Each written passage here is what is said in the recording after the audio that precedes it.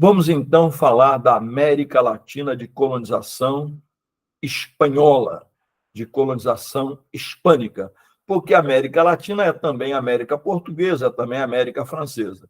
Nós vamos falar especificamente da América Latina de colonização espanhola. Vamos relembrar o seguinte: no período colonial, no período em que se implantou o sistema colonial mercantilista, toda essa região da América hispânica, da América espanhola, foi submetida pelo Estado espanhol através do Pacto Colonial. O Pacto Colonial é a principal medida do sistema colonial mercantilista.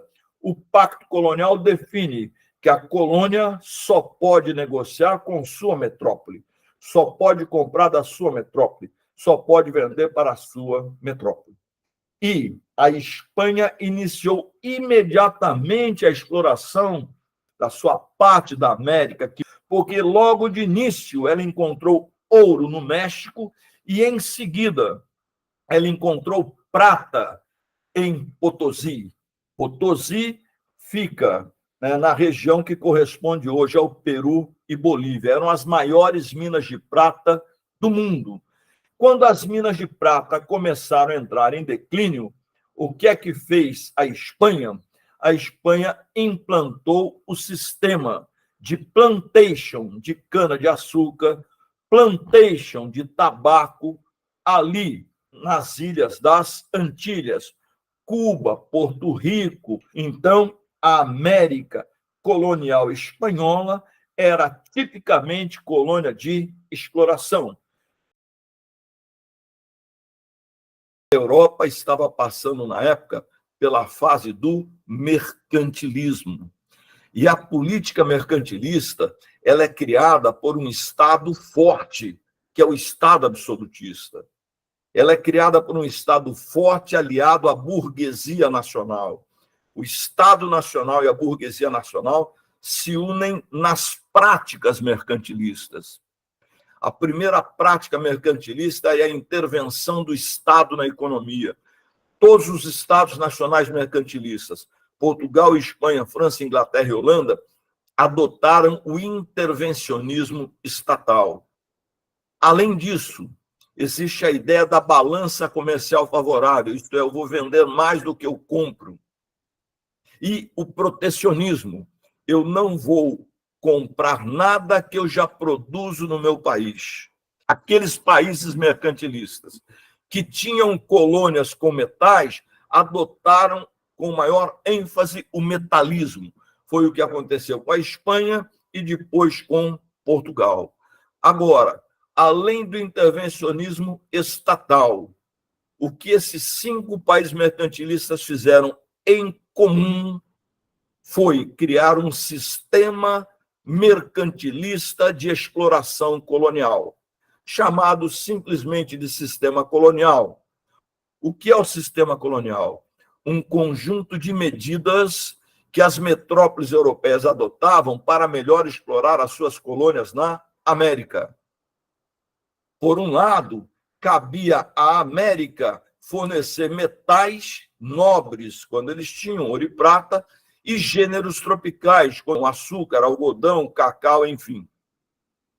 E vender somente para a sua metrópole, que é o monopólio comercial. Comprar das metrópoles os manufaturados e os homens e mulheres transformados em escravizados, somente da sua metrópole também. Esse exclusivo metropolitano, esse monopólio comercial é o principal princípio do pacto colonial.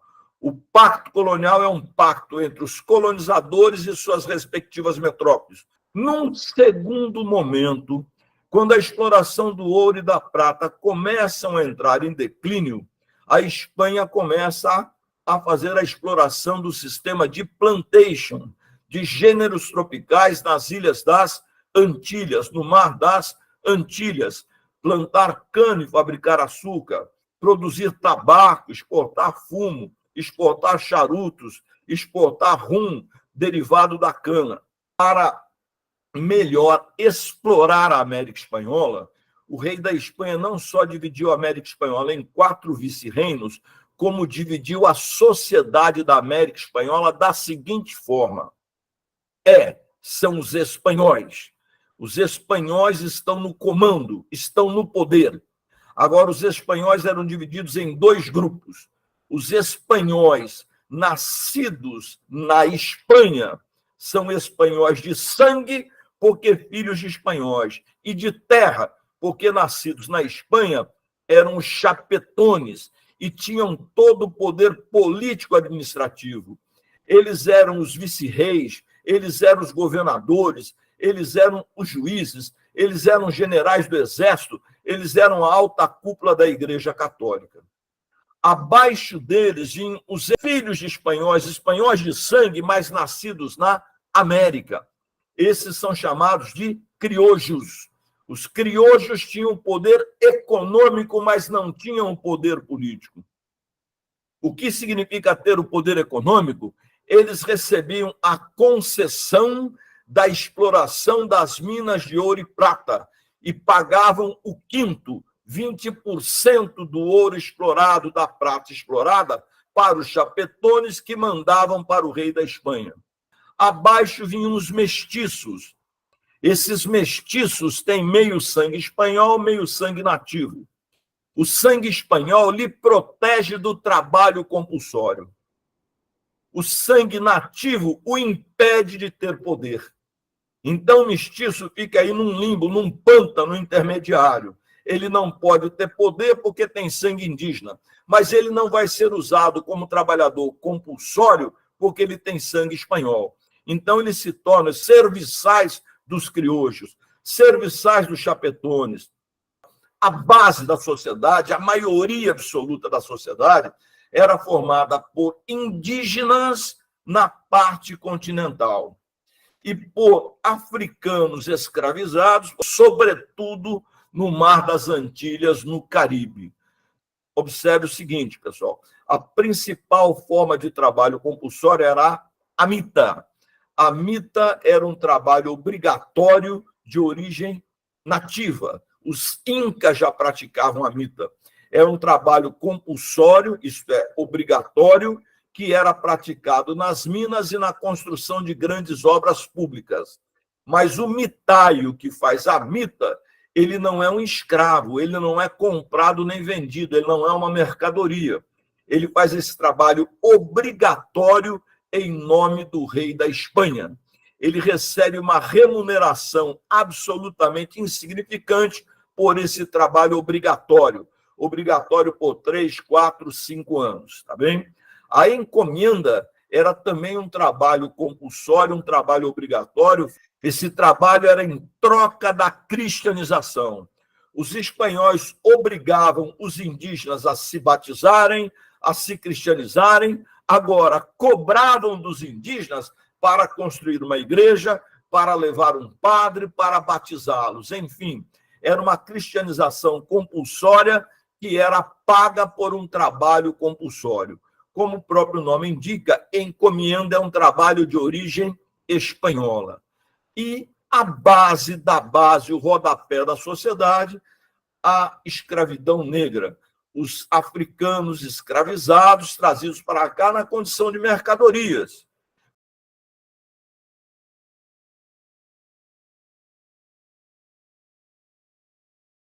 Ao longo dos 250, 260, 270 anos de sistema colonial mercantilista, as colônias da América foram mandando para suas respectivas metrópoles metais, produtos agrícolas como algodão, açúcar, cacau, fumo e tantos outros, e as metrópoles europeias se enriquecendo da exploração desses produtos, mas também da exploração da mão de obra de quem produzia esses produtos.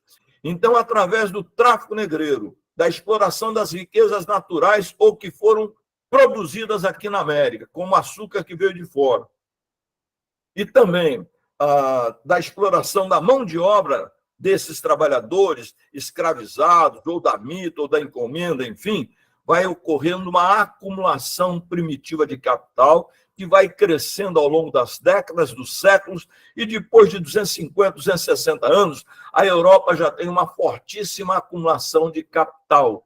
Uma forte acumulação de capital produz um novo sistema, o capitalismo. O país que melhor acumulou capital, como nós sabemos, foi a Inglaterra. E por isso mesmo a Inglaterra foi o primeiro país europeu a passar pela Revolução Industrial. E ao passar pela Revolução Industrial, a Inglaterra passa a cobiçar mercados. E onde estavam os maiores mercados consumidores da época? A América era um grande mercado consumidor indisponível para a Inglaterra, por conta do pacto colonial.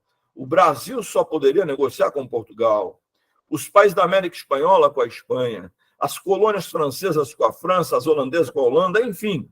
Então, para a Inglaterra, que passou pela Revolução Industrial, a América dos outros era o melhor mercado consumidor. A Inglaterra precisa acabar com o pacto colonial. A Inglaterra precisa acabar com o sistema colonial para que ela transforme toda a América em seu mercado consumidor.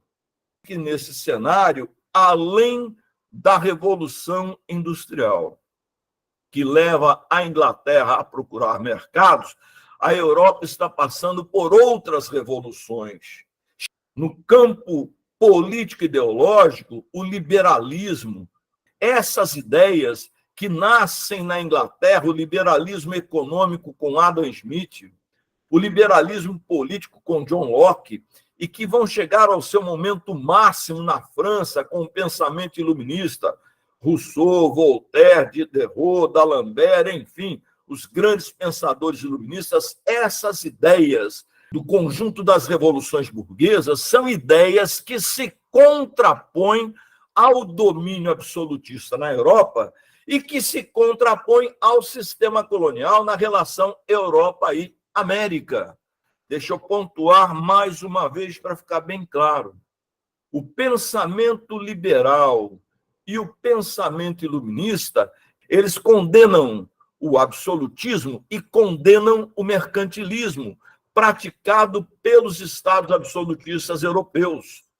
Ao condenarem o absolutismo na Europa e o mercantilismo praticado pelos europeus, eles estão, por tabela, condenando o domínio colonial mercantilista sobre a América, condenando o sistema colonial mercantilista, condenando o pacto colonial. E a Inglaterra é a maior interessada nessa condenação.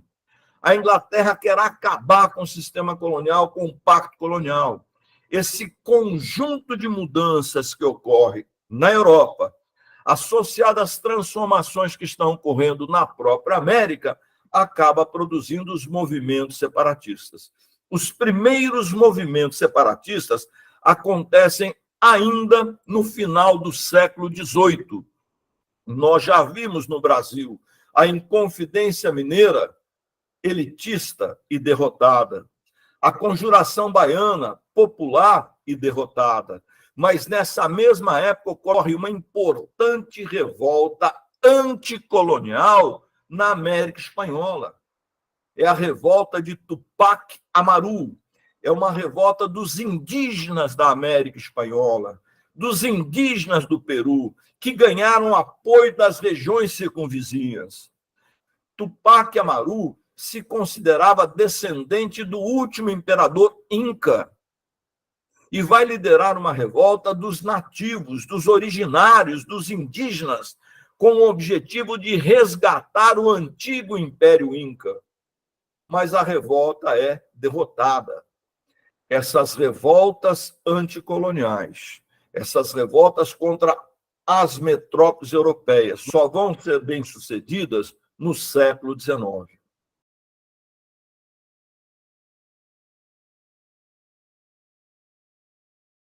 O cenário europeu do século XIX, que favoreceu a independência da América Portuguesa, isto é, do Brasil, mas que favoreceu e muito a independência da América Espanhola, é este que está no quadro.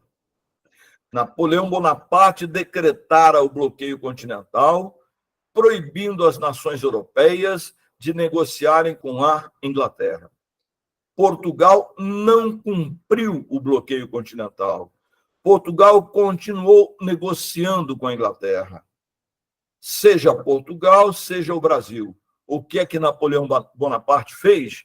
Ele organizou suas tropas e enviou suas tropas para invadirem Portugal. Em 1808, Portugal é invadido pelas tropas napoleônicas. Só que as tropas napoleônicas dão meia volta, volver, e invadem também a Espanha. O rei de Portugal foge para o Brasil e vai ficar aqui até 1821. O rei da Espanha vai para a Itália, continua na Europa. Ora, a Espanha, que é quem nos interessa agora, está sob ocupação napoleônica. No momento em que a Espanha está sob a ocupação napoleônica, os espanhóis aqui da América se levantam contra a Espanha napoleônica. Eu não tenho nada a ver com a Espanha napoleônica, eu não tenho nada a ver com Napoleão. Então, os espanhóis que estavam aqui, chapetones e criojos, estão unidos contra a Espanha porque ela está sob o domínio napoleônico. Acontece que, em 1813, a Espanha derrota o irmão de Napoleão Bonaparte, que governava a Espanha. Em 1813, acaba a Guerra Peninsular. Em 1813, as tropas napoleônicas derrotadas se retiram da Espanha. O rei espanhol volta para a Espanha. Quando ele volta para a Espanha, ele quer que a América Espanhola volte a ser sua colônia como era antes. O argumento é simples. A América Espanhola rompeu com a Espanha porque a Espanha estava sob domínio napoleônico. Agora, eu, rei da Espanha, voltei a governar a Espanha, estou de volta à Espanha, então a América volta a ser colônia. Mas os criojos não aceitaram. Foi aí que começam as guerras definitivas de independência. Essas guerras definitivas de independência agora são contra a restauração espanhola. Primeiro, chapetones e crioulos se uniram contra o domínio napoleônico na Espanha. Agora, a Espanha está governada novamente por um rei espanhol. Foi restaurado o governo espanhol na Espanha. Os chapetones espanhóis nascidos na Espanha apoiam o rei da Espanha. Os criojos não. Quem são os criojos? São os espanhóis de sangue, porque são filhos de espanhóis, mas não são espanhóis de terra, porque nasceram na América. E é aí que começam as guerras de independência. Guerras violentíssimas que vão durar cerca de 30 anos, vão durar mais do que isso, mas o grosso, as mais importantes, duram esse período. São guerras entre a América e a Espanha. E nessas guerras, quem lidera a América contra a Espanha são os criojos. O seu sentimento de pertencimento é um sentimento de pertencimento à América. E eles ganham apoio do povo para lutar pelo separatismo em relação à Espanha. Só que aqui na América, eles têm que lutar contra os chapetones. Porque os chapetones espanhóis nascidos na Espanha apoiavam, lutavam pela permanência da América como colônia da Espanha. O fato é que os criojos, liderados por San Martín, liderados por Simão Bolívar, vão acabar derrotando os espanhóis com o apoio popular. E a vitória acontece. Depois de 30 anos de guerras, no mínimo 30 anos de guerras, a maior parte das colônias espanholas na América estão independentes. A figura mais importante é Simão Bolívar. Simão Bolívar, ele defendia a ideia do pan-americanismo, de que após a independência, a América de língua espanhola deveria permanecer unida, porque assim ela seria um país tão forte quanto os Estados Unidos e em condições de competir com os países europeus. Mas o sonho de Simão Bolívar não vingou. As elites de cada região da América Espanhola lutaram muito pela sua própria autonomia e nasceram dezenas de países. Olha as datas dos países que foram nascendo na América Espanhola. Toda a América vai se tornando independente entre 1810 a 1830, 1840. Na América Central é que a independência durou um pouco mais.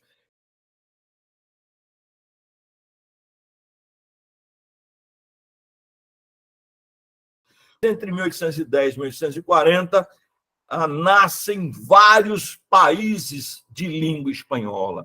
Essa diferença é notável para nós. Quando a América Portuguesa se tornou independente, nasceu um único país, o Brasil. Quando a América Espanhola se tornou independente, nasceram vários países e todos eles proclamaram a República. Eles proclamaram a República e passaram a ser governados pelo criojo, pela elite colonial local. Aqueles descendentes espanhóis chamados de criojos é que lideraram as guerras de independência e assumiram o poder em cada um desses países que foram nascendo. Esses líderes são chamados de caudilhos. Nasce o fenômeno do caudilismo. Olha, pessoal, o caudilismo é muito semelhante, se compararmos ao Brasil, ao coronelismo. A diferença é que, como o Brasil se tornou um país unificado, se manteve como um país unificado, apesar das guerras do período regencial, o Brasil continuou unificado, os coronéis têm um poder regional. Como a América Espanhola, como a colônia espanhola se dividiu em mais de uma dúzia de países, cada país tem o seu caudilho, o seu coronel, o seu caudilho. O caudilho é um fenômeno nacional e não um fenômeno regional. Pois bem, durante todo o século XIX, a América Espanhola vai ser uma região formada por vários países, governado por caudilhos, chamados de repúblicas das oligarquias, como foi o Brasil depois, as repúblicas das oligarquias da América Espanhola, Argentina, Chile, Peru, Bolívia, Uruguai, enfim, Colômbia, Venezuela, essas repúblicas das oligarquias, governadas por caudilhos. Quando os países da América Espanhola se tornaram independentes, eles não se tornaram soberanos. Com exceção do Paraguai, até a Guerra do Paraguai, eles não se tornaram soberanos. Todos os países da América Espanhola se tornaram áreas de influência ou dos Estados Unidos ou da Inglaterra. Os países da América Central se tornaram áreas de influência dos Estados Unidos. Os países da América do Sul, áreas de influência da Inglaterra. Daí esses países serem chamados de República das Bananas, vendendo matéria-prima e comprando manufaturados. Tudo o que eles faziam enquanto colônias, eles continuaram fazendo agora independentes. E, além de continuarem independentes, continuaram vivendo internamente uma desigualdade brutal.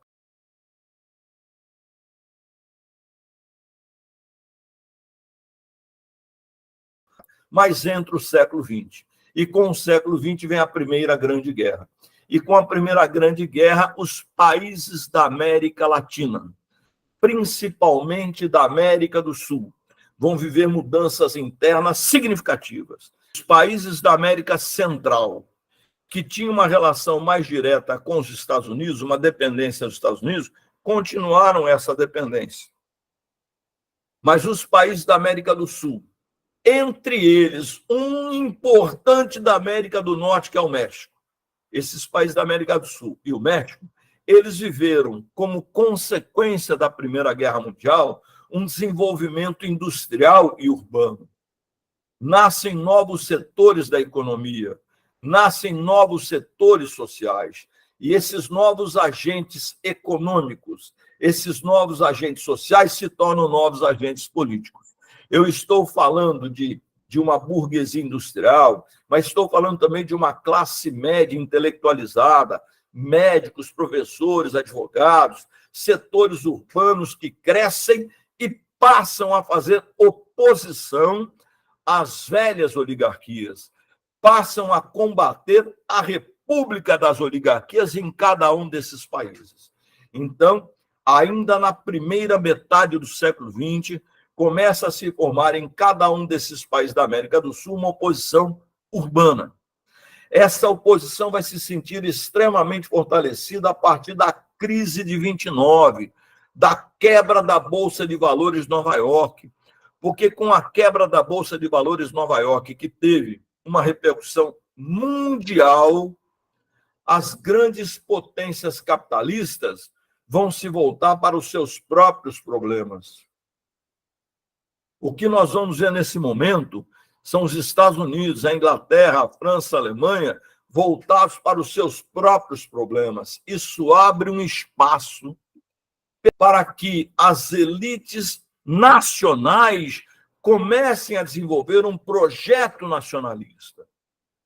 Elas não se sentem mais pressionadas pela antiga metrópole, fosse os Estados Unidos da América Central, se fosse a Inglaterra na América do Sul. A crise de 29 permite que os países latino-americanos comecem a desenvolver seus próprios projetos. E não é só a elite econômica urbana, é também a elite intelectual urbana, a classe média urbana e os militares. Vamos valorizar a economia nacional, a riqueza nacional. Pela primeira vez, começam a nascer projetos nacionalistas da América Latina. Esses projetos vão fazer oposição às oligarquias. E eles querem fazer reformas que acabaram entrando para a história com o nome de populismo.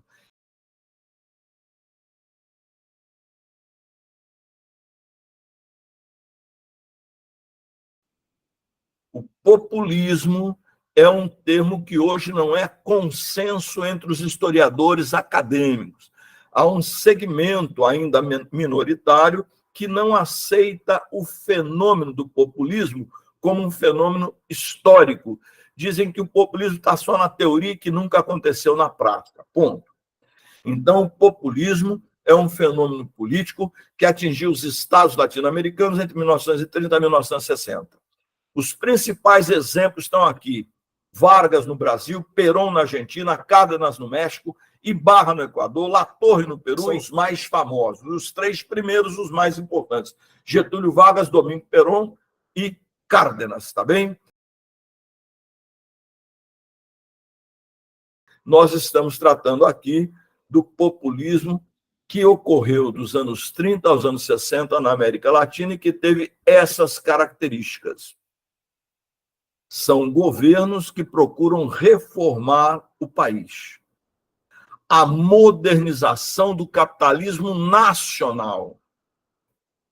Para a modernização do capitalismo nacional, era necessário a industrialização. Então, o Estado vai criar infraestrutura de base para promover a industrialização. Seja criando companhia siderúrgica, criando companhia de extração mineral, sendo modernizando estradas, ferrovias, portos, enfim, companhias de produção de energia elétrica, enfim. Mas, ao mesmo tempo, é uma característica muito importante dos governos populistas promover a conciliação de classes. Ao mesmo tempo que ele moderniza o capitalismo, atendendo à burguesia nacional, ele vai criando medidas e leis trabalhistas. Nesse sentido, Getúlio Vargas, Domingo Perón, são os exemplos mais clássicos de populismo. É também perfil dos governos populistas o paternalismo. Todas as leis que são feitas são como se fossem concessões do governo de forma paternalista. E, nesse sentido, eles conseguem fazer uma manipulação das massas. Agora, é importante também lembrar que, hoje em dia, esse conceito de populismo, como um fenômeno de modernização capitalista que aconteceu nos países da América Latina entre 1930, 40, 50 e 60, esse conceito está desatualizado. Tem muitos intelectuais, muitos pensadores, jornalistas, políticos, usando o termo populista para desqualificar. O termo populista, hoje, é um termo para desqualificar adversários. A gente observa, inclusive, que se fala em populismo de direita e populismo de esquerda para desqualificar governos. Esses governos conseguiram sobreviver até os anos 50, 60. Nos anos 50 e 60, pessoal, começa a Guerra Fria. E na Guerra Fria, o Ocidente capitalista é liderado pelos Estados Unidos. Esses governos nacionalistas de Perón na Argentina, Cárdenas no México, Ibarra no Equador, Latorre no Peru, Galton na Colômbia, esses governos começam a ser contestados pelos Estados Unidos. Por quê? Porque os Estados Unidos, no cenário da Guerra Fria, começa a ver os governos nacionalistas como sendo governos com um pé no socialismo. Começam a taxar governos nacionalistas de governos socialistas. Começam a entender que os governos nacionalistas podem ser um embrião do comunismo, coisas desse tipo. Nesse sentido que os Estados Unidos, no cenário da Guerra Fria, defendendo a doutrina Truman, começam a protestar contra os governos nacionalistas. Tá? Um dos ícones disso é a Aliança para o Progresso de Kennedy. Em 1961, John Kennedy, na Conferência de Punta del Oeste, no Uruguai, defendeu a Aliança para o Progresso. Ou seja, os Estados Unidos vão apoiar qualquer governo da América Latina que se aliar aos Estados Unidos automaticamente.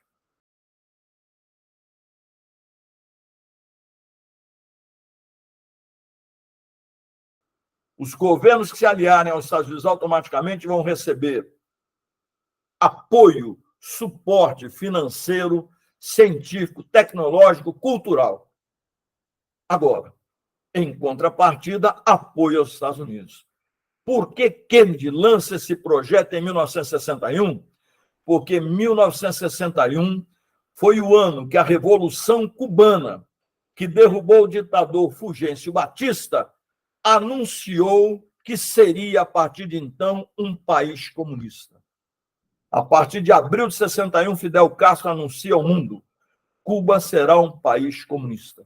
Mas é nesse cenário dos anos 50 e 60, acirramento da Guerra Fria, doutrina Truman, o comunismo é nosso inimigo, Revolução Cubana, Estados Unidos com a preocupação e até o medo que a Revolução Cubana influenciasse outros países da América, que os Estados Unidos passam a condenar os governos de viés nacionalista. E os Estados Unidos vão conseguir o apoio das burguesias nacionais no cenário da Guerra Fria. No cenário da Guerra Fria, as burguesias nacionais abrem mão do nacionalismo e passam a compor com os Estados Unidos.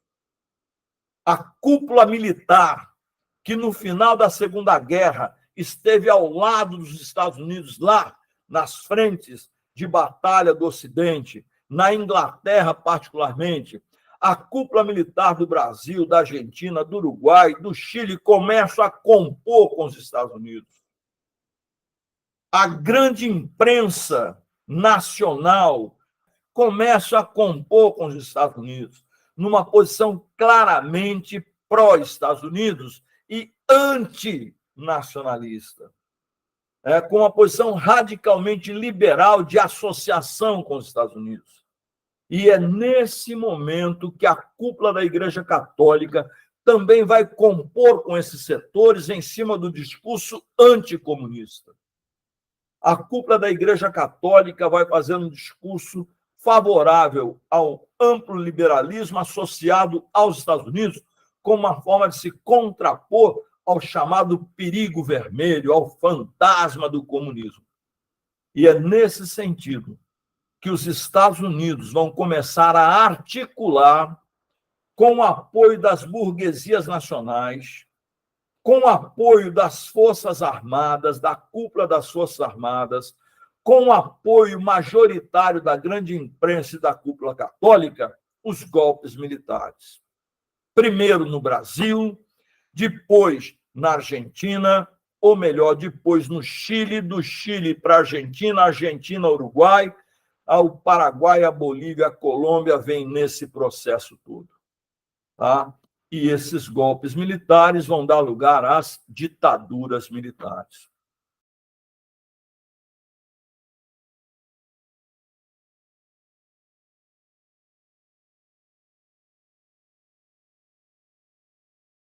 As ditaduras militares são politicamente alinhadas aos Estados Unidos. Essas ditaduras militares defendem sistematicamente a abertura às multinacionais, aquilo que propunha aliança para o progresso, a total abertura da economia às multinacionais, ou seja, a internacionalização da economia, a desnacionalização da economia. Ao mesmo tempo, para criar infraestrutura e atrair as multinacionais, as ditaduras militares do Brasil, Argentina, Chile, Uruguai, Paraguai, essas ditaduras militares do Cone Sul em particular, elas vão se endividando com o FMI. Elas vão se endividando com o FMI, fazendo crescer a dívida externa. E vão reprimir violentamente qualquer oposição. Quem faz oposição aos militares é considerado subversivo. E os subversivos são presos, torturados e executados. Não é possível fazer oposição. Não é permitido fazer oposição. Qualquer oposição é sinônimo de subversão. E os subversivos são presos, os subversivos são torturados, os subversivos são mortos. Isso chega a um grau tão elevado que os países do Cone Sul, Brasil, Argentina, Uruguai, Paraguai e Chile, formam entre si a chamada Operação Cóndor. A Operação Cóndor era uma aliança para prender opositores acusados de subversão, prendê-los e entregá-los ao outro país. Era o governo da Argentina prendendo brasileiros supostamente subversivos e mandando para o Brasil. Era o Brasil fazendo o mesmo, era cada um desses países prendendo supostos subversivos e mandando para outro país. Às vezes nem isso. Eles prendiam, torturavam e matavam no seu próprio país. Houve brasileiros que foram torturados e mortos na Argentina. Nem mandados para o Brasil foram. Essa Operação Cóndor, aliás, com a sigla tônica equivocada, não é Operação Cóndor, é Operação Condor, numa aliança violenta entre as ditaduras do Cone Sul. Agora, os casos mais importantes, Chile e Argentina. Olha, tinha sido eleito no Chile Salvador Allende. Salvador Allende foi eleito pela Unidade Popular. Vários partidos que se uniram em torno de Salvador Allende, de partidos cristãos a partidos socialistas.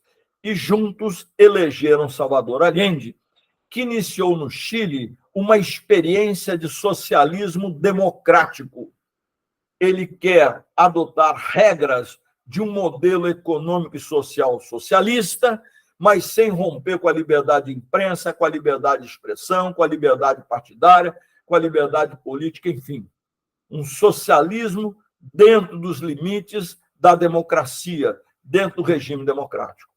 Ele vai fazendo reformas sociais, reformas políticas, campanha de alfabetização em massas, ele vai nacionalizar algumas empresas estratégicas, ele vai fazer reforma agrária, mas os Estados Unidos não aceitam.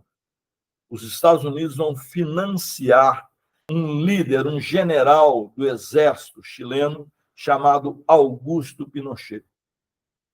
E Pinochet vai mobilizar as tropas das Forças Armadas chilenas e exigir a renúncia do presidente Salvador Allende. E o Salvador Allende diz: eu não saio da sede do governo, do Palácio La Moneda. Eu sou o presidente, aqui é o governo, aqui eu fico. E Pinochet mandou bombardear o Palácio de La Moneda. Salvador Allende morre dentro do Palácio La Moneda. O Palácio La Moneda é intensamente bombardeado.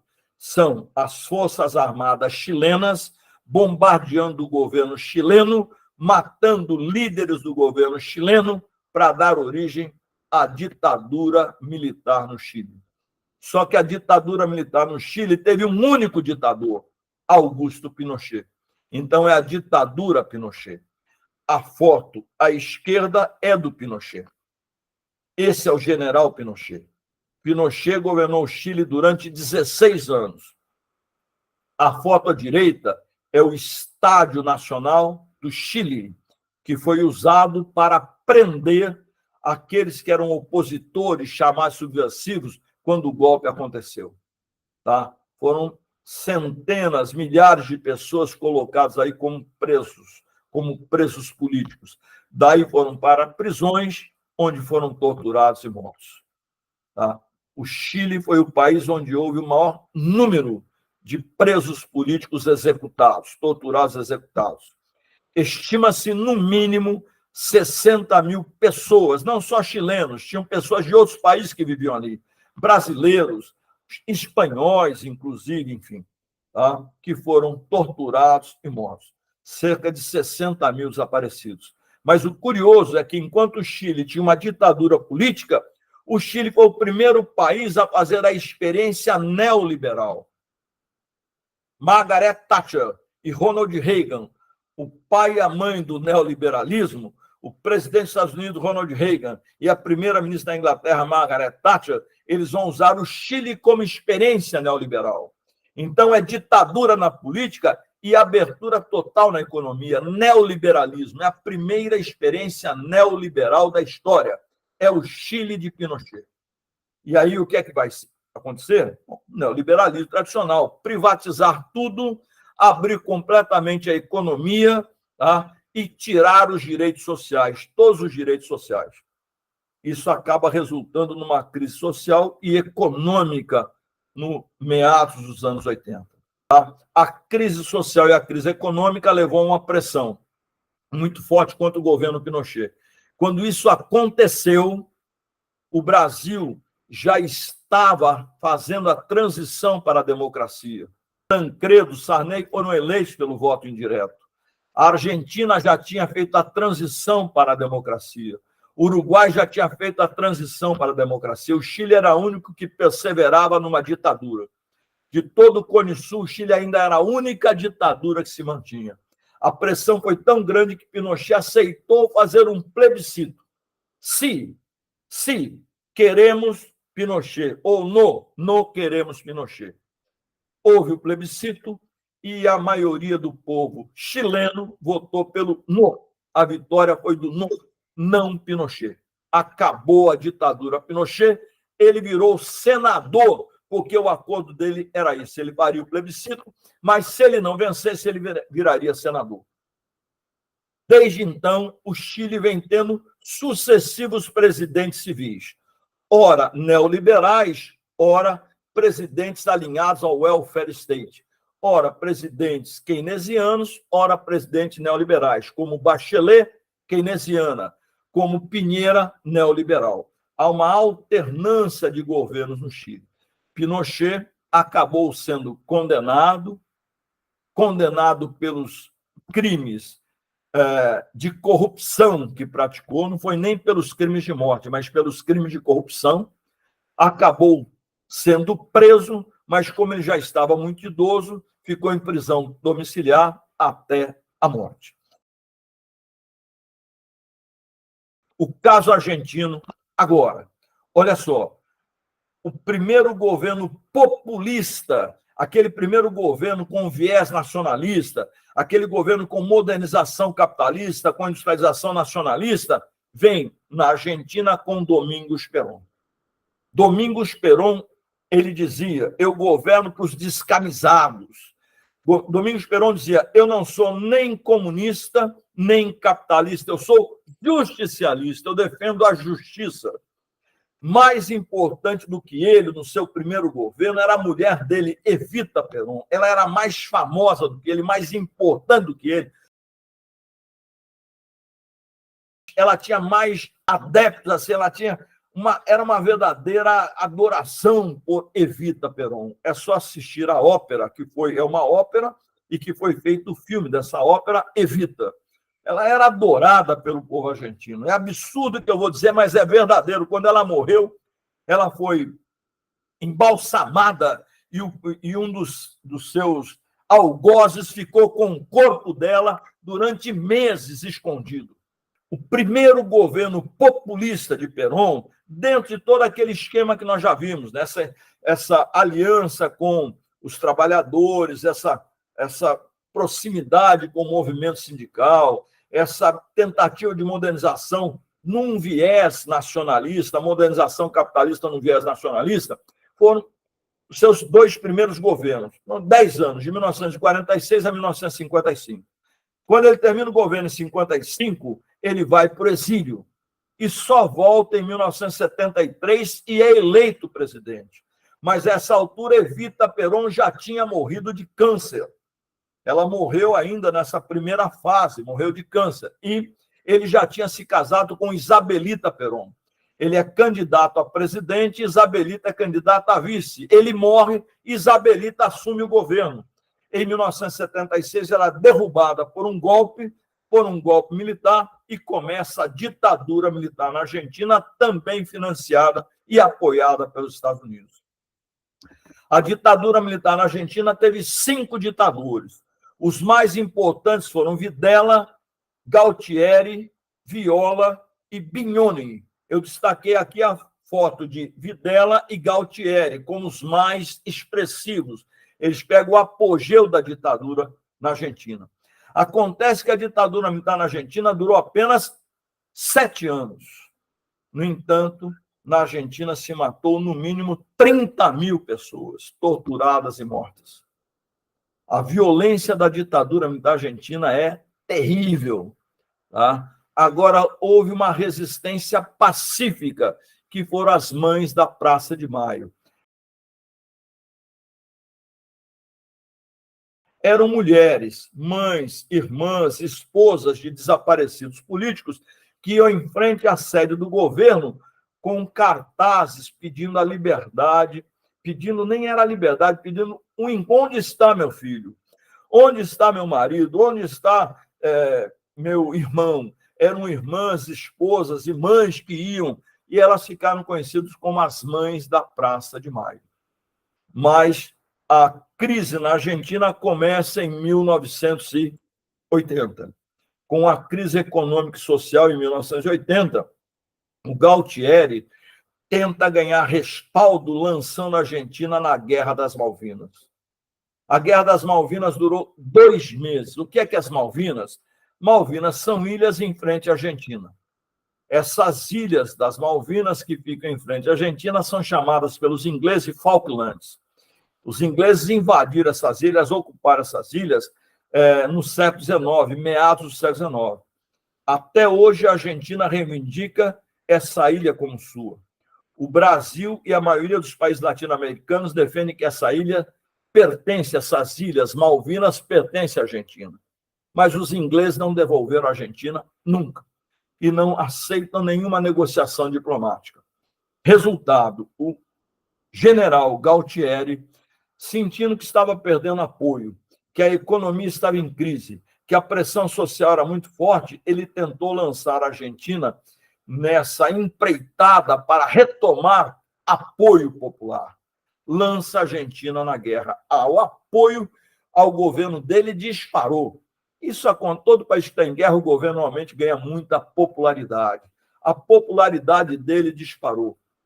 E ele anuncia através da imprensa: estamos ganhando a guerra. 2 meses a Argentina está derrotada. Dezenas de mortos, a Argentina derrotada. Com a derrota da Argentina na Guerra das Malvinas, o Galtieri cai, o governo dele cai, vem mais um ditador, o último, Bignoni. Bignoni é o último governante, o último ditador, o general Bignoni. E ele faz a transição para um civil. Ocorrem eleições diretas em 1983 e é eleito Raúl Alfonsín.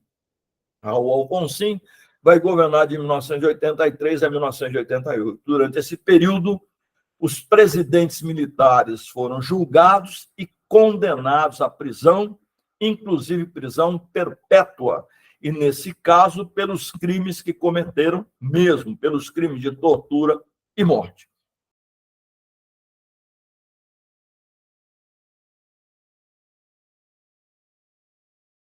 A partir da finalização das ditaduras militares, vem ocorrendo uma alternância de poder entre governos neoliberais e governos keynesianos, governos de centro-esquerda.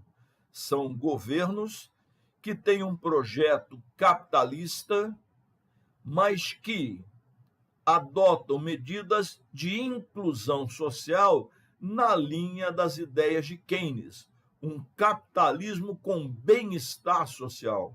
O economista britânico Keynes dizia que o capitalismo, para se preservar, precisa garantir a inclusão social, precisa garantir saúde, educação, saneamento básico, enfim. Portanto, ela prevê a intervenção do Estado para assegurar o bem-estar social, a inclusão social. Já os neoliberais são aqueles que acreditam no Estado mínimo. O Estado não deve interferir nas relações entre capital e trabalho, e todos os negócios devem estar nas mãos da iniciativa privada. Tudo deve ser privatizado.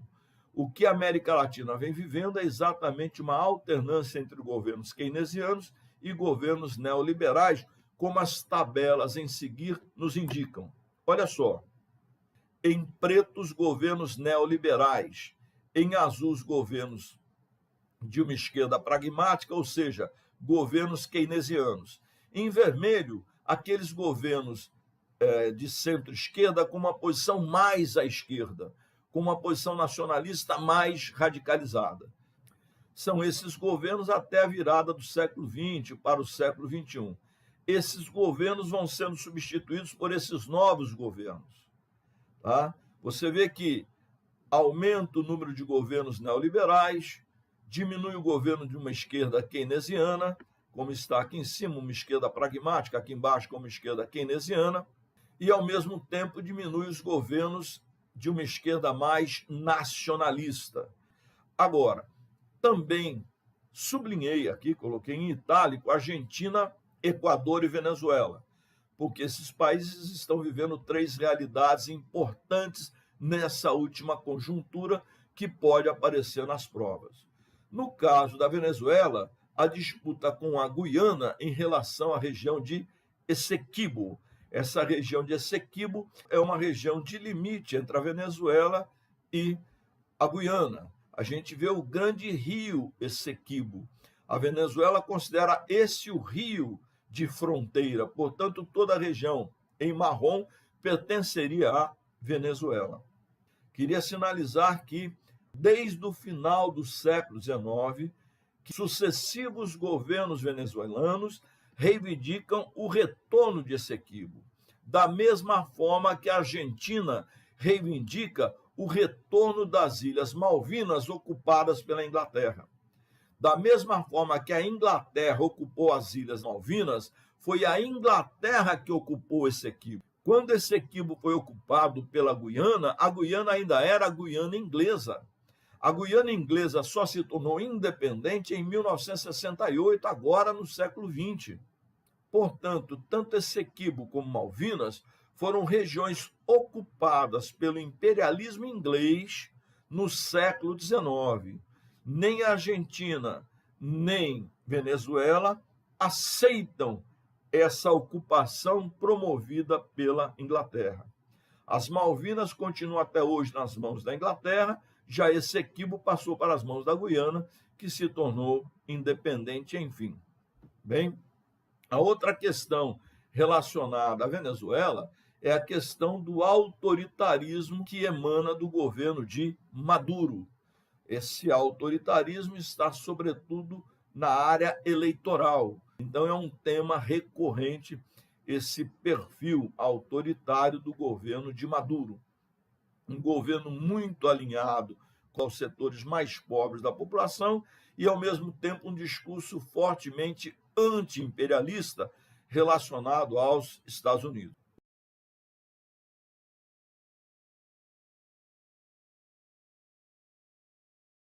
O outro caso é o caso do Equador. É o caso da invasão da Embaixada do México no Equador. A invasão foi promovida pelo governo do Equador. O ex-vice-presidente do Equador estava asilado, ele pediu asilo político na Embaixada do México.